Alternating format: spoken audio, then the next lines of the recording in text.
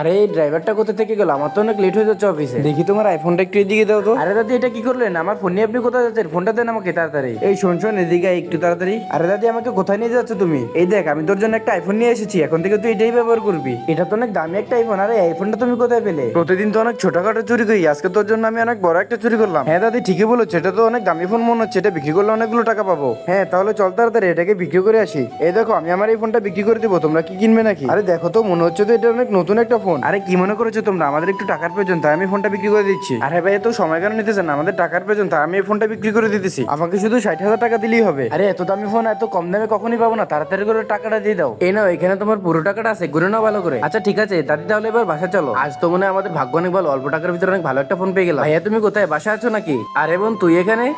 আরে এই সময় আবার ফোনে কল দিল কে? আরে না না, এটা রং নাম্বারে কল করেছেন, এটা তো আমার ফোন। এই ফোনটা আমি আজকেই কিনেছি। আরে ভাবি, এই ফোনটা আপনি কোথায় পেলেন? এটা তো আমার আইফোন, এটা তো আজকে সকালবেলা চুরি হয়ে গেছিল। কি বলিস তুই? এই ফোনটা তো আমরা আজকেই কিনেছি। একটা বুড়ি এসেছিল ফোনটা বিক্রি করার জন্য। আরে ওই বুড়িটাই তো আজকে সকালবেলা আমার ফোনটা চুরি করে নিয়ে গেছিল আমার থেকে। কি বলিস তুই? আমাদের এতগুলো টাকা তাহলে জলে চলে গেল। দাদি, এইভাবে বড় সড়ো চুরিগুলো তো একদিন আমরা অনেক বড় লোক হয়ে যাবো।